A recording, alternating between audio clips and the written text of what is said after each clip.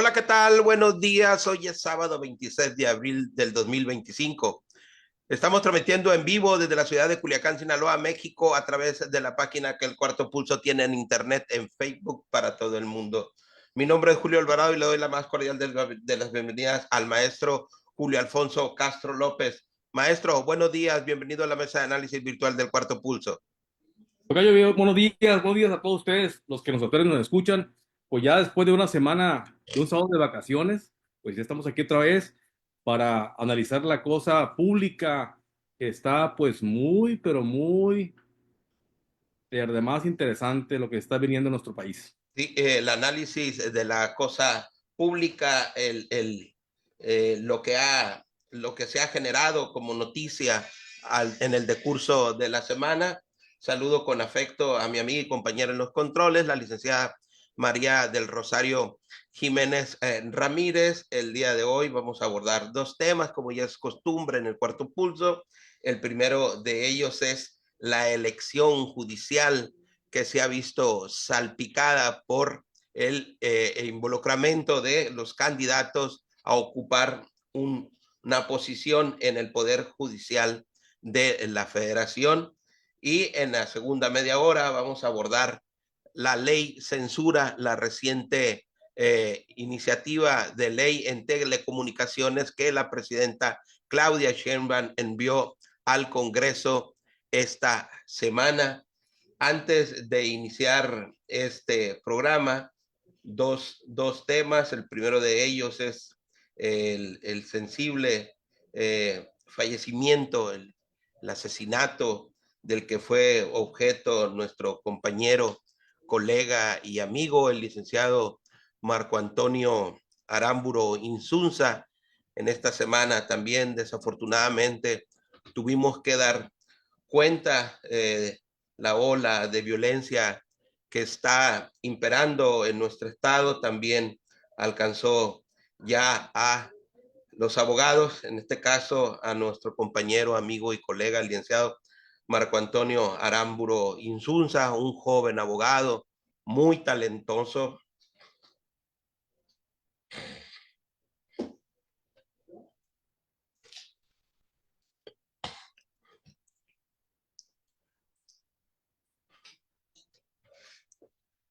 Y por otro lado, el día de hoy es la asamblea de la Federación en la ciudad de Navolato, Sinaloa. Bien, la Cámara de Diputados perfila una serie de impugnaciones en contra de algunas candidaturas a elección del Poder Judicial. El presidente de la mesa directiva, Sergio Gutiérrez Luna, expresó que algunos aspirantes a la próxima elección podrían no cumplir con el requisito de probidad. Senadores y diputados impugnarán ante el Tribunal Electoral del Poder Judicial de la Federación las candidaturas de la elección judicial que presuntamente están vinculadas con la defensa de narcotraficantes. Nosotros sí vamos a impugnar las personas que tenemos ubicadas que desde nuestro punto de vista no son idóneas por las razones que argumenté. No es un asunto de capricho o de veto o de ninguna situación de esa naturaleza, sino este fue defensor, es público, fue defensor de narcos. Hacer un análisis de cuáles pudieran ser esas personas que estuvieran en esa hipótesis y por supuesto que nosotros acompañaremos cualquier recurso legal. El presidente del Senado, Gerardo Fernández Noroña, afirmó que los candidatos vinculados con el crimen organizado no son más de una veintena, pero omitió dar nombres. Insistió en que se les puede retirar la candidatura, aunque su nombre ya esté en las boletas. Yo creo que no pasan de una veintena. No debo, vuelvo a explicar la razón. Si yo ahorita dijera nombres, ya lo estoy oyendo. La candidatura, claro que se puede retirar. El nombre quedará, pero ya no es elegible. Entonces sí estamos en tiempo de corregir. Quien sí presentó una lista con 12 nombres fue el coordinador del PAN en la Cámara Alta, Ricardo Anaya. Es candidato a juez penal, ni más ni menos que el abogado del narcotraficante conocido como Z40. Es candidato a juez penal alguien que en su momento fue juez y que fue destituido por el Consejo de la Judicatura Federal por abuso sexual. Es candidato a juez una persona que es ministro de culto de la Iglesia de la Luz del Mundo y que se ha dedicado a defender al líder de esa iglesia que está acusado de abuso sexual de niños. El panista pidió detener el proceso electoral. Esto es muestra de que el diseño de principio a fin es un cochinero. Con información. Y es que ya se había adelantado que esta forma de elegir a jueces, magistrados y ministros de la Suprema Corte de Justicia de la Nación no era viable. Se inscribieron más de 10,000 candidatos a puestos de elección judicial entre ministros, entre magistrados, jueces y también para ocupar un cargo en el Tribunal Electoral, en el Tribunal de Disciplina, en fin, y para estos efectos se conformaron 3 comités para recibir las propuestas de los aspirantes a ocupar un cargo de elección judicial. Estos comités fueron en el comité judicial, el comité legislativo y el comité ejecutivo. Al final, el comité judicial declinó participar en la recepción de propuestas porque consideraba que era inviable esta forma de elección y el Poder Judicial decidió no participar, de suerte tal que aquellos candidatos propuestos por este comité tuvo que resolverlos el comité correspondiente al Poder Legislativo. Y así de la noche a la mañana se hizo una depuración de 10,000 para que quedaran 3,000 candidatos, para que quedaran 3,000 candidatos. Uno de los requisitos para participar como candidato tenía que ser el tema de la probidad. Pero este fue precisamente el requisito que no se valoró por lo que vemos, pues este fue uno de los requisitos que no se valoró ni en el comité legislativo ni en el comité ejecutivo, porque ocurre que ante el poder, el ejecutivo, el comité del ejecutivo se inscribió para participar el abogado del Z40 y está participando ahorita el abogado del Z40 ante el comité del Poder Ejecutivo. El resto se inscribieron ante el comité del Poder Legislativo y entre ellos la abogada del Chapo en Ciudad Juárez y abogados que son cuestionados, que incluso tienen procesos penales en curso por los delitos de homicidio, violación, acoso sexual, enriquecimiento ilícito, lavado de dinero, corrupción, con el tema de la luz del mundo, en fin. Más de 20 candidatos que se han detectado a la fecha. Y bueno, lo que quiere decir es que no se revisaron todos los perfiles como deberían de haberse revisado o se hicieron de la vista gorda. Julio. Pues, tocayo, ¿tú qué crees? ¿Tú qué crees con esta situación? Pero antes que nada, pues hacer un comentario respecto a nuestro gran amigo Marco Aramburu. Nos duele mucho la partida de él, la forma de cómo se fue con nosotros. Lamentamos, reprobamos y rechazamos ese tipo de violencia en los abogados y, por supuesto, en cualquier persona. De lo que está pasando en nuestro estado, en nuestro municipio aquí en Culiacán. Y esperemos que las autoridades pues lleguen a una buena investigación en este caso, y pues que se encuentre con los responsables de este vil asesinato. Bueno, en el tema que nos ocupa, pues ya lo habíamos dicho, tocayo, desde que se inició con esta reforma judicial, que no iba a llegar a buen puerto, no iba a llegar a buen puerto. Ahora, resulta que hasta los diputados y los senadores como Noroña se hacen los sorprendidos de que son esos abogados los participantes para los magistrados y jueces penales. Que no se hagan tontos, ellos bien sabían quiénes estaban. ¿Por qué? Porque ellos los eligieron, ellos los acogieron, el poder judicial, el poder ejecutivo y el legislativo son los que recibieron estas solicitudes para inscribirse en el proceso. Entonces, que no vengan ahora con que van a pegar una sacudida ahí a las candidaturas, que los dejamos y que los sacamos de ello. Entonces, no quieran sorprender, que no quieran sorprender porque esto ya lo sabíamos, ya lo habíamos dicho que no era una solución esta reforma. Como bien has dicho, hemos dicho y lo han dicho muchos abogados, ¿era necesaria una reforma judicial? Sí, evidentemente, pero no así como la estamos viviendo ahorita. Y pues, pero esta reforma pues es necesaria, pero no para dar justicia, es necesaria para otros fines políticos de esta cuarta transformación, que lo estaremos manejando en la siguiente media hora, que ese es un fin de la reforma judicial que estamos viendo ahorita. Y bueno, y para muchas otras cosas, pero no para dar justicia, porque como decíamos entre nosotros abogados, ahí nos vemos en la segunda instancia, pero pues ahora ni eso vamos a poder tener. Sí, nosotros como abogados organizados eh, habíamos pugnado por una reforma al Poder Judicial de la Federación, pero no es esta la reforma que nosotros, por la que nosotros pugnábamos, por supuesto.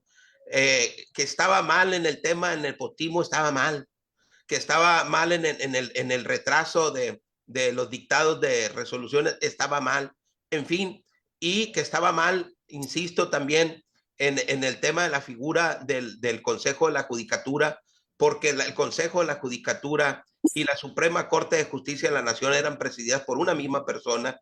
Estaba mal también, eso sí estaba mal, ¿sí? Y nosotros era la parte medular que solicitábamos, por la cual tenía que sufrir una reforma el Poder Judicial de la Federación, porque habría que eliminarse el tema del Consejo de la Judicatura, porque el Consejo de la Judicatura, insistimos, administra el dinero del Poder Judicial de la Federación. Entonces había un conflicto de intereses. Sí, la misma persona presidía la Suprema Corte de Justicia de la Nación y el Consejo de la Judicatura. Por otro lado, el tema del nepotismo también nosotros lo habíamos venido citando como un flagelo, como un mal en el Poder Judicial de la Federación que habría de erradicarse. Me parece que reformándose el Poder Judicial hubiese sido suficiente. No nos parece, así tendría que haber sido, y no esta reforma de fondo que los tiene ahora a todos de cabeza, porque resulta que estos candidatos no les pueden retirar legalmente, no les pueden retirar la candidatura, pues, ¿no? Entonces, no lo pueden hacer desde el Senado o desde la Cámara de Diputados, y tampoco lo puede hacer el Instituto Nacional Electoral, porque ya salió a declararlo su titular, Guadalupe Tadei, de que no eran ellos quienes podrían, o estaba dentro de su ámbito de competencia, eliminar esas candidaturas. Por fortuna, y aquí desde los abogados, pues les vamos a dar una posible alternativa, salida al problema de tipo legal.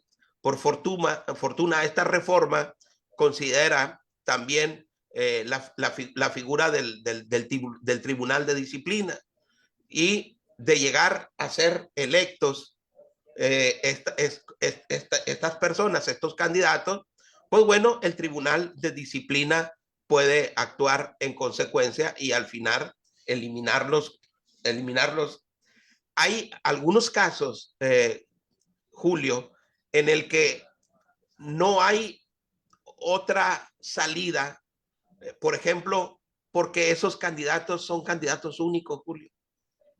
está, por ejemplo, el caso de, de una abogada que aspira a ser magistrada en el Tribunal de Disciplina como jueza administrativa. Ella se llama Madian Sanaí Menchaca Sierra. Es candidata única ahí. O sea, lo que quiere decir es que si nadie vota por ella va a ser la candidata y ella está salpicada de un tema de corrupción. Ya está documentado. Ella es una de las 20 a las que se refiere Noroña, y así, en ese caso, están varias. Por ejemplo, en la abogada del Chapo Guzmán, ella participa, Julio, como candidata a jueza penal del Fuero Común de Chihuahua, en Ciudad Juárez. Y es candidata única. Y si no la votan, ella va a impartir justicia en el futuro para los mexicanos. Pues, ¿no? Entonces, me parece que no nomás nosotros, no se circunscribe únicamente a nosotros de que no concibamos una reforma judicial de esta naturaleza, Julio. A mí me parece que también el justiciable, las personas que nos ven y nos escuchan y que incluso son partidarios del régimen del partido Morena, no es así como conciben a un juez que habrá de impartirle en el futuro justicia, que habrá de caer invariablemente en alguna ocasión en su vida en manos de ese juez. Y estoy seguro que no quisieran ellos estar, que las decisiones de su patrimonio o de su libertad estén en manos de una persona que ha sido cuestionada en relación con su probidad. Adelante, Julio. Tocayo, desgraciadamente, la mayoría de la población ignora todo lo que estás diciendo. Desgraciadamente, se creen los cuentos de que por culpa de los jueces, los delincuentes salen a la calle nuevamente. Precisamente el día viernes estaba platicando con un buen amigo, una persona de la sociedad, ahí en el centro de la ciudad, y me estaba platicando, oye, que salió absuelto fulano de tal, los jueces corruptos, y no, le dije, espérame, le dije, es que los jueces, a veces no son los culpables, o no son los culpables de todo eso. Los culpables es de todo el trabajo que se hizo para la integración de la carpeta de investigación, le digo. Los culpables son a veces los policías, son los agentes del Ministerio Público, los que integran esas carpetas y quieren judicializar a una persona violando derechos humanos o violando el debido proceso o el debido procedimiento para la integración de esa carpeta. Entonces, ellos son los verdaderos culpables de que muchas veces los jueces tengan que dejar en libertad a esas personas que no deberían de estarlo, pues. Pero por la falta de hacer una buena investigación, pues hacen cochinadas en la carpeta de investigación, el juez lo percata, lo percibe y pues tiene que dar una resolución este, en contra de lo que muchos quisiéramos, ¿no? Eso es así y la gente no lo sabe, la gente no, mucha gente no ha entrado en razón en eso. El otro día yo yo puse un estado donde había ciertos porcentajes de las personas que sabían de lo que se trataba la elección judicial. Solamente una persona me escribió y me dijo, yo estoy en ese 1% del que no conoce nada y por eso no voy a votar porque no estoy seguro de lo que va a pasar. Solamente una persona, tocayo, de muchas que tengo en mi teléfono, dio una opinión sobre esto. Sí, sí. Eh, para abonarle más a la deficiencia de esta elección judicial, la ciudadanía no está informada. Pero más allá, Julio, de que no está informada, no está interesada. Ese es el gran problema de esta elección, que por más que la promueven, porque también se quejaron de que el Instituto Nacional Electoral les había prohibido a los órganos de gobierno que promovieran esta elección, pues por más que la promueven, no logran generar el interés de la población para participar en esta elección, en cuanto a que son muy complejas. Por ejemplo, ya hemos dicho que para votar te van a dar seis boletas, ¿sí? Es bastante complejo, pero además, ni siquiera van a conocer por los que pudieran estar en condiciones de votar. Que se le hayan colado 20 candidatos con dudosa reputación, con falta de probidad y honradez, por supuesto que no es casual, Julio. Decían algunos, es que no tenemos a disposición el centro de inteligencia, por ejemplo, pues, ¿no?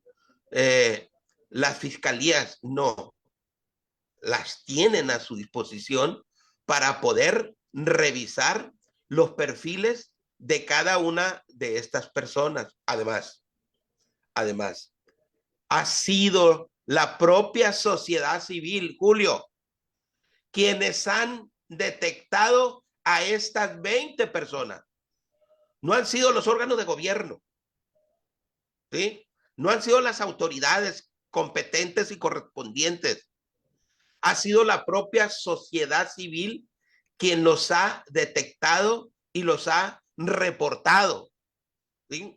Entonces, si la sociedad civil tiene muchos menos recursos para hacer este tipo de investigaciones, pues es claro, pues, por qué la autoridad no los hace. Además, está específicamente determinado qué comité fue el que aprobó estas candidaturas. En el caso concreto es el comité que corresponde al poder legislativo y que corresponde al poder ejecutivo, aunque los quieran engañar y quieran tergiversar la información, porque Noroña habló de que estos perfiles provienen del Poder Judicial. Y eso no es cierto, porque el Comité del Poder Judicial no participó en la elección de los candidatos a participar. Sí, es una total mentira lo que comenta este político de Morena. Quiere, pues todavía quiere más justificaciones y todavía quiere, vamos a decirle, enredar más a las personas, más confundirlas más todavía de lo que están. Y pues yo no sé, ahora sí, como dijo el Buki, hasta dónde vamos a llegar, ¿no? ¿A dónde vamos a parar, no? ¿Cómo vamos a parar con toda esta situación que estamos viviendo aquí en nuestro México querido? Yo no sé qué estamos viviendo. Sí, ahora, insisto, no hay mecanismos legales para retirar las candidaturas de estas personas que se han visto cuestionadas en relación con su probidad. No hay mecanismos legales que se dispongan. No lo puede hacer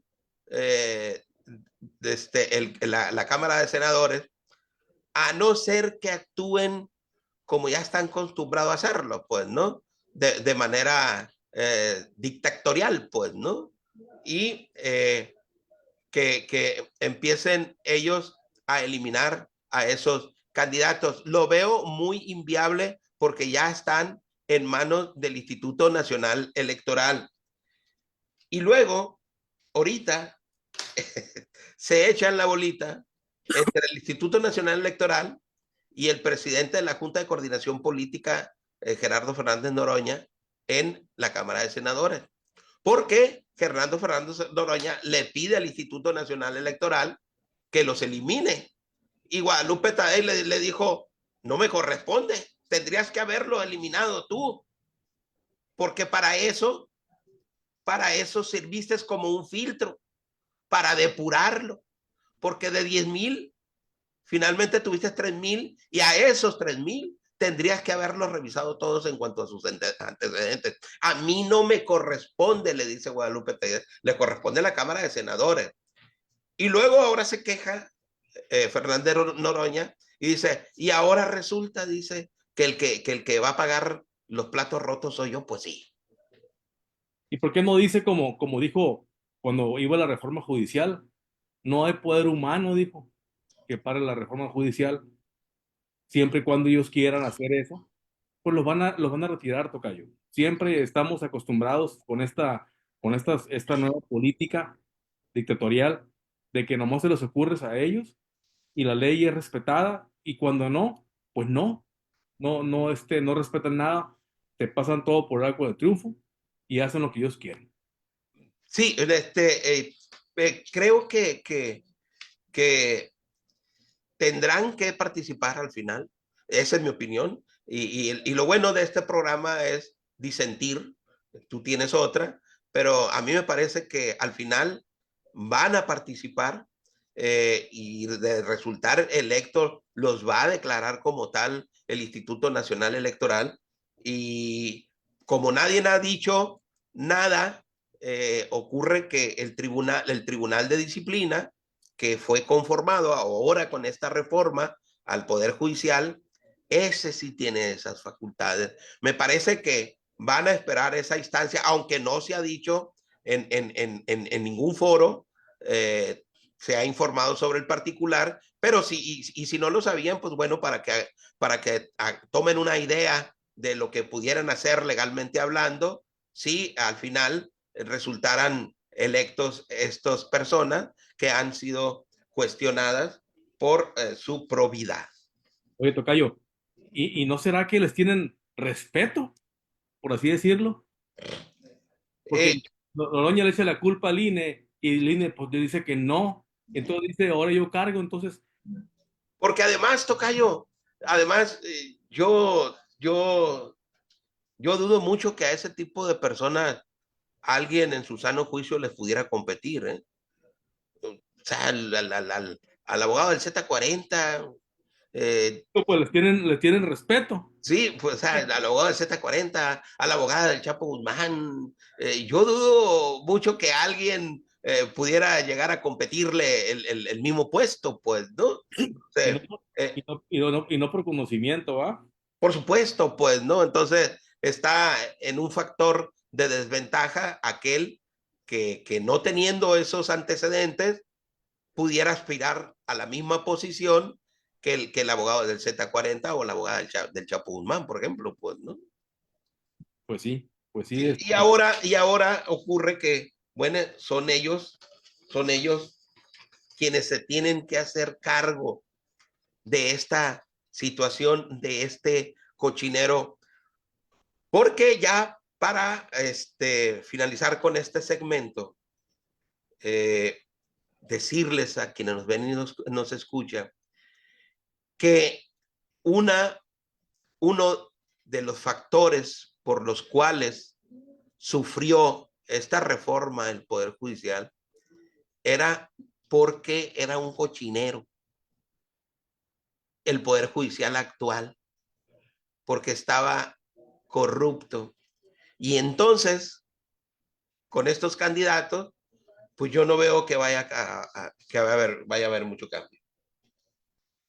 pues no habrá Bueno, es que sí habrá cambio, tocayo. Ahora sí realmente va a ser, posiblemente será más corrupto de lo que posiblemente decía el expresidente López Obrador. Pues estaban buscando los perfiles a modo de la cuarta transformación. Bien, vamos a pasar a abordar el segundo de los temas del día de hoy, que es la llamada ley censura. Legisladores de la oposición en el Congreso advirtieron que la nueva ley de telecomunicaciones, promovida por el gobierno federal, representa el intento más grave y directo de censurar contenidos y restringir la libertad de expresión en México. Alertaron sobre el alcance de esta iniciativa que, de aprobarse, permitiría al gobierno federal decidir cuáles plataformas digitales, medios de comunicación o perfiles de redes sociales pueden operar en el país. Avanza en el Senado la iniciativa presidencial para expedir la nueva ley en materia de telecomunicaciones y radiodifusión, misma que incluye modificaciones al marco regulatorio del sector y establece restricciones para evitar la injerencia extranjera en los medios de comunicación nacionales. Con la oposición en contra, las Comisiones Unidas de Radio y Televisión, de Comunicaciones y Transportes y Estudios Legislativos aprobaron el dictamen. La oposición advirtió que con el pretexto de la propaganda extranjera, la reforma del gobierno federal pretende ejercer un control sobre las telecomunicaciones y la libertad de expresión. Como siempre, Morena quiere tergiversar la información y quiere seguir aumentando sus mecanismos de control autoritario. Esta propuesta ni Chávez, ni Ortega, ni Maduro, es una propuesta totalmente autoritaria, totalmente pensada en construir una agencia que le vamos a llamar la agencia de la censura.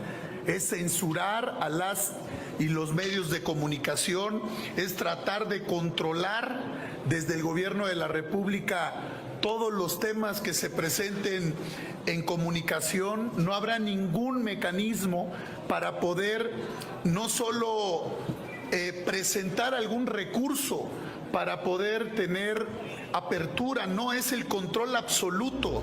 Acusaron que el artículo 109 pretende imponer una censura en las plataformas digitales, pues refiere que se podrá solicitar el bloqueo temporal de una plataforma en caso de incumplimiento de la ley. El artículo 210 establece que los concesionarios que presten servicio de radiodifusión, televisión o audio restringidos no podrán transmitir propaganda política, ideológica o comercial provenientes de gobiernos o entidades extranjeras. La única excepción a esta norma será la promoción de contenidos con fines turísticos o culturales. Morena y los aliados defendieron la propuesta al afirmar que se blinda la soberanía del país, evitando injerencia en asuntos internos. En el grupo parlamentario del Partido del Trabajo respaldamos con determinación esta nueva ley en materia de telecomunicaciones y radiodifusión, impulsada con visión de justicia y soberanía por nuestra presidenta Claudia Sheinbaum Pardo. Esta ley no solo pone freno a la injerencia extranjera, que durante años encontró cobijo en vacíos legales, también abre un nuevo horizonte para las comunicaciones en nuestro país. De acuerdo con el texto, el nuevo organismo regulador será la Agencia de Transformación Digital y Telecomunicaciones, la cual asumirá funciones, atribuciones, recursos y procedimientos en curso del Instituto Federal de Telecomunicaciones. Asimismo, se incluyen causales para la revocación de concesiones, como el incumplimiento del plan de reemplazo de recursos orbitales. Se prevé que el lunes sea analizado y votado en el... Y es que, a ver, para poner en contexto el tema. Los derechos de radio y televisión corresponden al gobierno federal. El gobierno federal lo concesiona a particulares con reglas establecidas. En este caso era la ley del Instituto Federal de Telecomunicaciones, que fue creado en el 2014 por el entonces presidente de la República, Enrique Peña Nieto. En ella se establece las formas en las que habrá de otorgarse las concesiones. En esa ley se consideraba únicamente radio y televisión porque no había una evolución como lo hay ahora de las plataformas digitales. Por eso en aquella ley no se incluía la regulación de estos medios de comunicación como son TikTok, Facebook, YouTube, en fin, todo lo demás. Por esa cardinal condición, esta ley, esta nueva ley, sí lo contempla. ¿Por qué tenemos esta ley, esta cuestionada ley ahorita? La tenemos por la cardinal condición de que constitucionalmente Morena y sus aliados eliminaron el Instituto Federal de Telecomunicaciones el 20 de diciembre del 2024. Extinguieron por decreto el Instituto Federal de Telecomunicaciones. Al no haber constitucionalmente la existencia de este instituto, era necesario crear una ley que regulara el tema de las comunicaciones. Ya estaba cantado. Lo digo porque no es cierto que, so pretexto de evitar que estados extranjeros se promovieran en México, esta ley lo evitaría. No es cierto. Era necesaria la regulación porque no existía como tal el Instituto Federal de Telecomunicaciones, porque ellos mismos la habían desaparecido, ¿sí? Y totalmente debería de dejar de operar hasta en tanto no se promulgara esta ley, que por cierto fue una ley secundaria, porque al no estar ya en la Constitución no requería ser una ley constitucional. Y con la aprobación de los votos de Morena, se aprobó esta ley. ¿Qué es lo que se cuestiona de esta ley? Bueno, en principio se cuestiona que fue presentada ante el Senado el miércoles de esta semana a las 10 de la noche.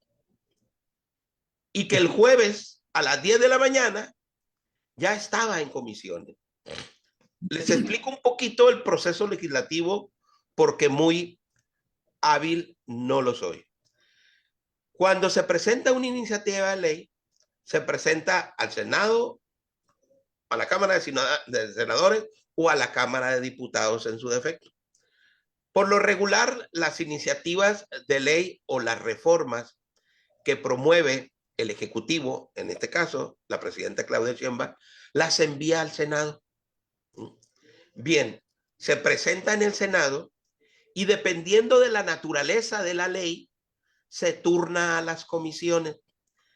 Hay distintas comisiones, la Comisión de Justicia, la Comisión de Cultura, la Comisión de Deporte, y en este caso es la Comisión de Comunicación. Bueno, entonces, 10 de la noche se presenta, 10 de la mañana se recibe en la Comisión de Comunicaciones en el Senado para ser dictaminada, ¿sí?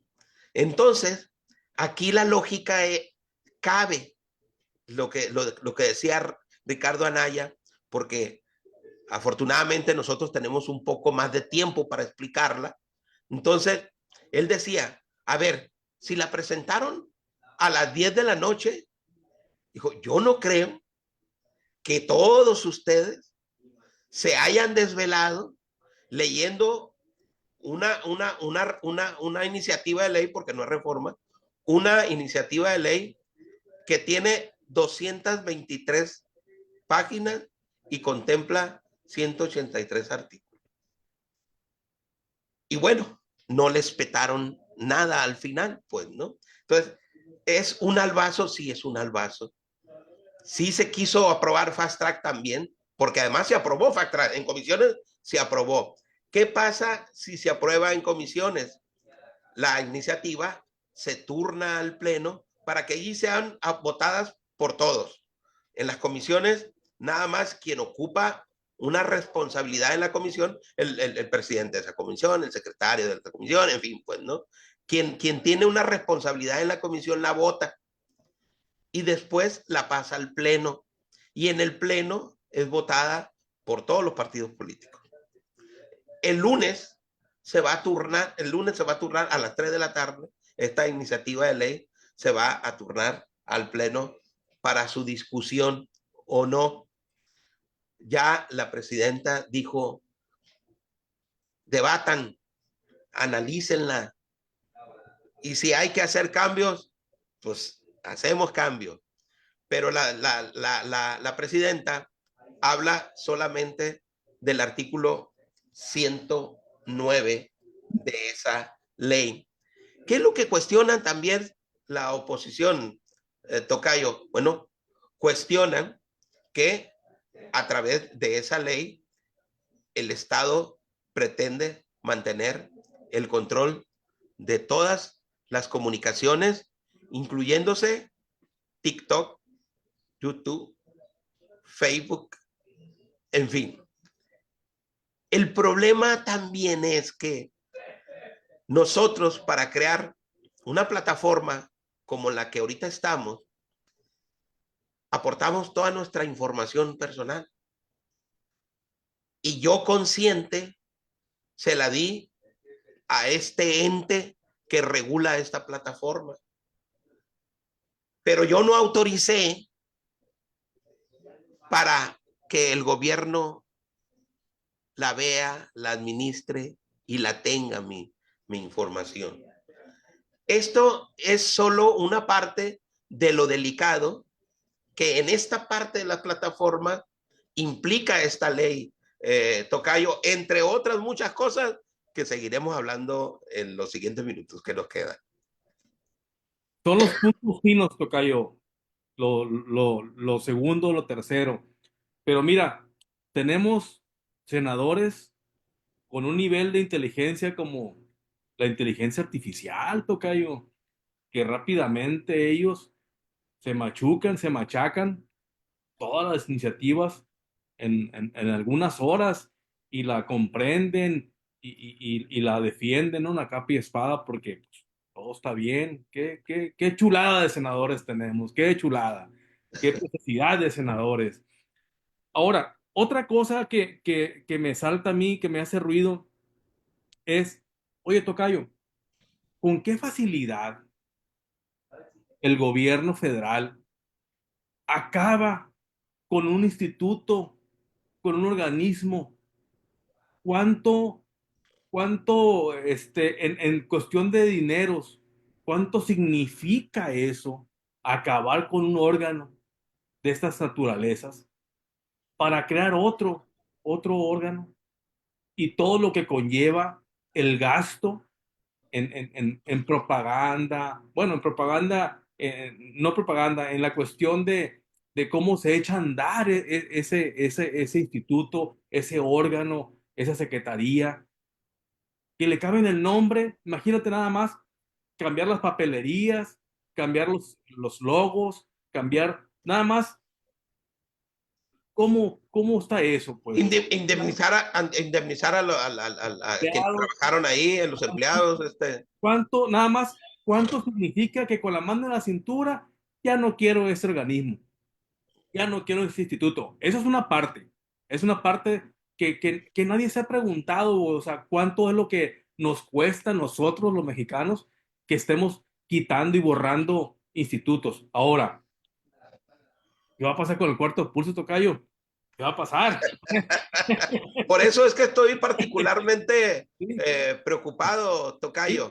Entonces, pues no, esto yo estuve checando hace un tiempecito, unos minutos, a una reportera de TV Azteca que es venezolana y que a ella le tocó cuando a Chávez, igual con la mano en la cintura, dijo que ya no se le iba a renovar la concesión a una radiodifusora Caracas, parece que los mencionó. Y dijo, pues yo no creía que iba a pasar esto, yo pensaba que era pues alguna amenaza o algo. Alguna ocurrencia, como siempre. Y no, y ¡pum! Y fue el inicio de lo que estamos viviendo ahora en Venezuela. Y es el inicio esto de lo que estamos viviendo aquí en México.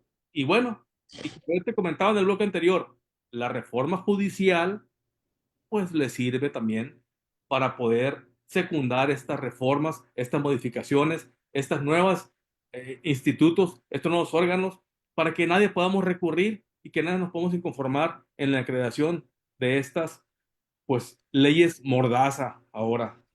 Sí, el extinto Instituto Federal de Telecomunicaciones fungía como especie de un árbitro entre el gobierno y los particulares.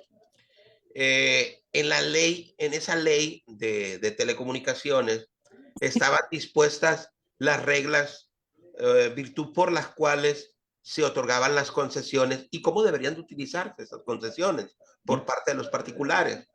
Es decir, si se violentaban esas normas, esos requisitos, virtud por las cuales se había otorgado esa concesión, pues como esos derechos pertenecen al Estado, pues podían revocarse, pues, ¿no?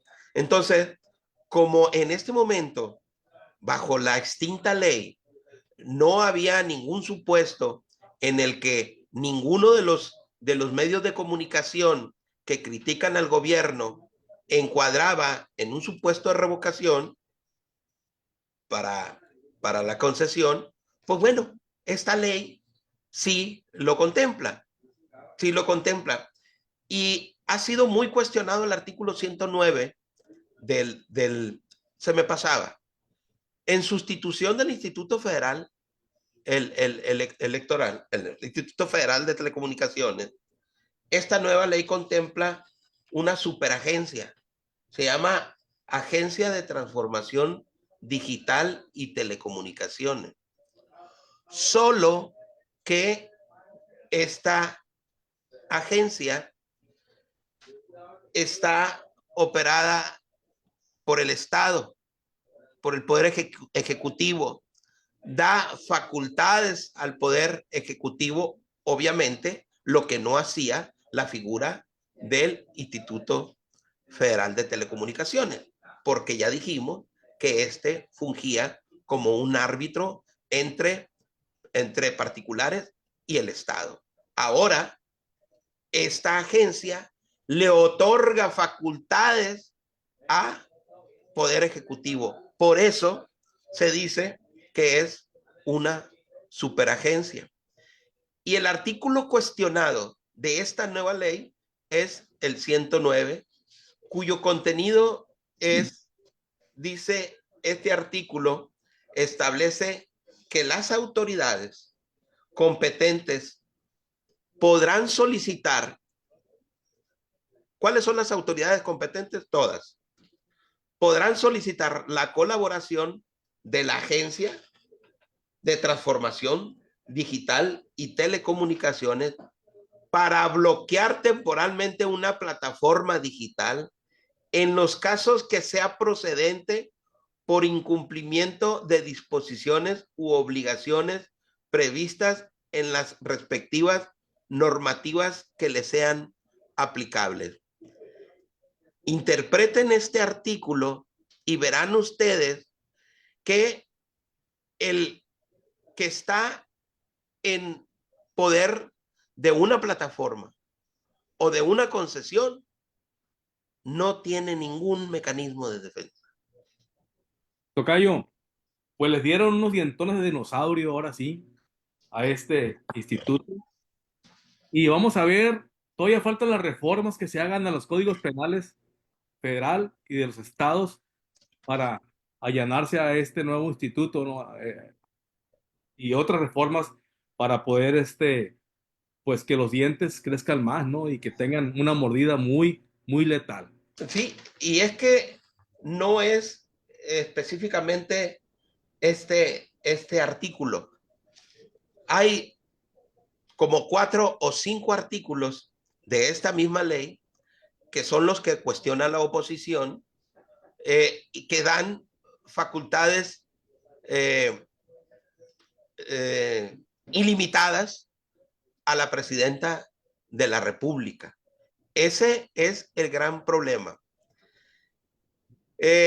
Otro de los comentarios que quería hacer es que no es cierto que bajo el argumento de la intromisión de estados extranjeros, como fue el que ocurrió con la publicación de un spot del gobierno de los Estados Unidos en televisoras mexicanas, no es cierto que el Estado argumentó que no había una regulación en la norma para bajar esos spots, para bajar esos anuncios.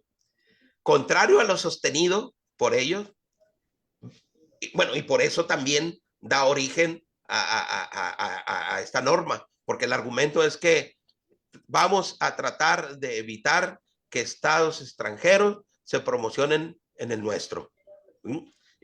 Y el problema por el cual es que no había un mecanismo legal para bajar esos spots o esos anuncios. Sí lo había.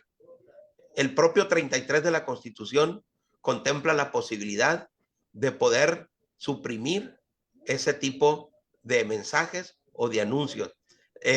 La Ley Nacional de Seguridad también hay un dispositivo legal que puede ser aplicable al caso concreto. En fin, no son esos argumentos. En realidad es que el Estado pretende tener el control de todo, por supuesto, de los medios de comunicación, y porque, bueno, ya se han sentido incómodos. Hablan específicamente de un medio de comunicación latinos, la presidenta, por ejemplo, pues, ¿no? Y hay varios medios de comunicación que no están a favor de la política o de la ideología del régimen en el poder.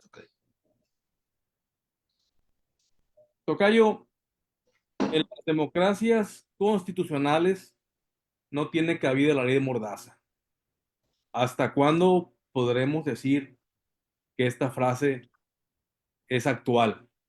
Ahora bien, la ley Mordaza particularmente castiga por la vía penal a todas aquellas manifestaciones y expresiones individuales o colectivas que realizan las personas y que implican expresiones, reclamos, consignas o reproches, inclusive muy intensos a las autoridades del país. Entonces,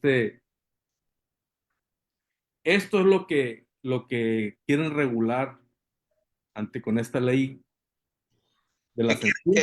Que quieren controlar. La verdad que es muy peligroso lo que se está viviendo en el país. Es un partido, es un régimen que tiene control del poder ejecutivo, del poder legislativo, ahora ya lo está haciendo del poder judicial. Imaginémonos una impugnación en contra de esta ley que sin duda alguna habrá de aprobarse bajo algunas reservas. Como abogados no nos corresponde más que hacer nuestro trabajo y tratar de impugnarlo a través de los escasos recursos legales que la ley dispone para ese efecto. Parece que todavía cabría el tema del recurso del amparo en contra de esta ley, muy a pesar de que también a la propia ley de amparo le ha metido mano este régimen con el propósito de que no se avance en relación con las reformas y las iniciativas de ley que el régimen impulsa. El tiempo ciertamente no se nos ha terminado. El día de hoy es la asamblea de la Federación de Abogados de Sinaloa en Navolato. Todos los caminos conducen a la ciudad de Navolato. Estamos esperando a amigos, colegas, abogados de Mazatlán, de Los Mochis, de Guasave, del Fuerte, del propio Navolato. El día de hoy va a ser homenajeado un expresidente de la Federación de Abogados de Sinaloa, el licenciado Luis Enrique Chan Verástica. En ese mismo marco trataremos de hacerle un homenaje simbólico a nuestro amigo y compañero Marco Antonio Aramburo Insulza. Ya veremos de qué forma nos organizamos para darle un minuto de aplauso, un minuto de silencio. En fin, la idea es tenerlo presente siempre en nuestros corazones. El tiempo se nos ha terminado, no nos queda más que darles las gracias por el favor de su atención y decirles, como siempre, que son ustedes los que tienen la mejor decisión. Hasta el próximo sábado. Hasta luego.